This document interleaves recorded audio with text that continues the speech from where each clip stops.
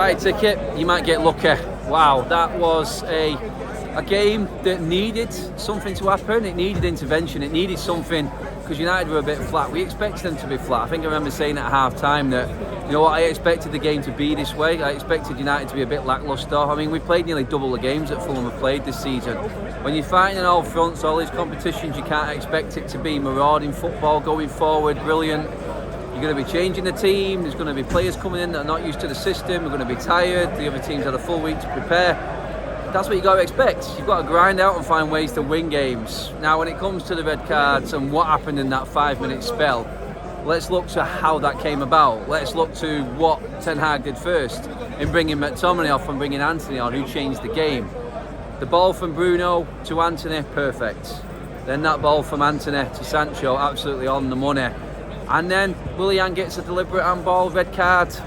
If that goes in, it's 1-1. United still got the momentum, so you can say in effect Fulham were a bit unlucky, but United still undid them there. A bit of quality when Antony came on changed that game. Ten Hag has got to take credit for that win again when you look at it that way, because we were flat. Bruno, nerves of steel, puts the penalty away, then the goal from Sabitzer straight after that, pretty much game over, done and dusted. But I mean, Fulham there, I mean, the singing going to Wembley. I mean, if you can't fill a Premier League allocation when you get more for an FA Cup, you don't deserve to be at Wembley. That was pathetic from them for a turnout today. They don't deserve to go to Wembley on that. But, I mean, they'll be kicking themselves because they had a chance there today, and they probably thought they would have had the chance. I thought, even first half, and then second half, they had that 15-minute spell where they looked dangerous. Mitrovic came into his own, but we've seen the good and the bad of Mitrovic. We've seen the hot head, which we know he has got, putting hands on the referee. I'm guessing there was a load of verbal abuse going in there as well. Straight red card. You can't do that. Welcome to Old Trafford and the way refs are Fulham. Sometimes you get lucky. We've been on the wrong end of, I can't count how many bad referee performances there, but break it down. Deliberate handball, penalty.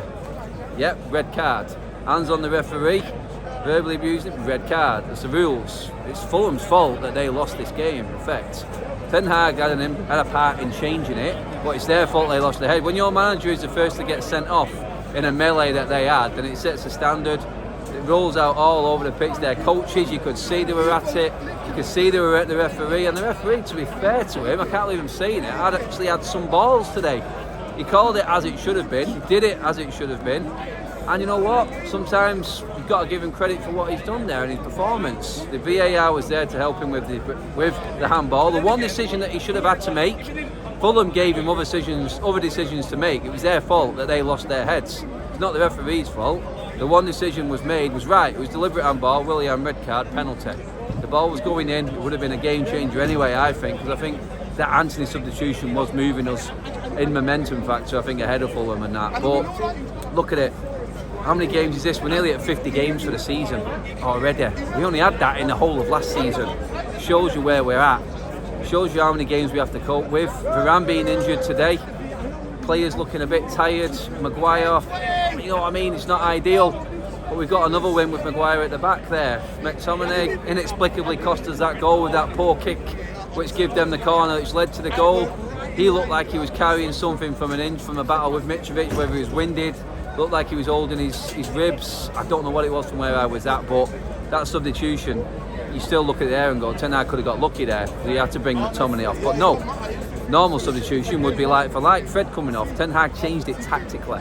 He changed the shape. He dropped Bruno back into defensive midfield /8 with Sabitzer, pushing Weghorst in at 10, Rashford at 9, pace over the top, and then Antony on the right hand side absolutely tore them a new one. They didn't know how to handle him. His tenacity was what we was missing. His bite, his anger, and he's snapping into every tackle. It's great. The only slight issue I've got is like Antony off the bench, brilliant. Sancho off the bench, brilliant. Garnacho off the bench, brilliant. We want 90-minute performances from these players. We're taking what we've got. It's brilliant, absolutely brilliant. You can play bad, you can say we were lucky, but one thing that this team has got is a never say die attitude. We earned that win, and it just goes to show, don't give man of the match until the game is done. It was brilliant that Bruno went through and smashed in that second, because his involvement in changing that game will go under the radar. The highlights are going to be all around the red card and that 5-minute absolute losing the plot moment from Fulham. But Bruno's ball to to Anthony, which set up that moment where we got the penalty. Bruno's nerves of steel after 7 minutes of trying to deal with that VAR incident in the corner. Then Bruno again, last minute, through he goes, game done and dusted. Shout out to this one, I don't think anyone's realised it yet, but that's 4 FA Cup games and 4 3-1 wins for United. There's a stat for you. I'd be interested if we can carry that on. But yeah, I think that was our 14th or 16th home cup game of the season. We're absolutely tearing it up in the cups. And again, more money for the Glazers, everyone's off to Wembley, we don't care. If my bank account's being ripped to bits because United are doing well, I'd take that all day long. But yeah, I'm just happy that we've got into international break on the positive now. We could have gone in there after that 7-0 defeat to Liverpool on a bad one. But look what happened after that. 4 games, Betis win, Fulham win here, and we got done by the referee in the Southampton game. That's what you call reacting and recovering, like we've always done. Now we move on, massive game when we come back from international break against Newcastle away. I think that win there pretty much confirms top 4, and that puts that to bed. Luckily, we'll have Casemiro and these players back for the semi-final as well now. So, yes, we're in a good place. Yes, I'm happy we've got this break.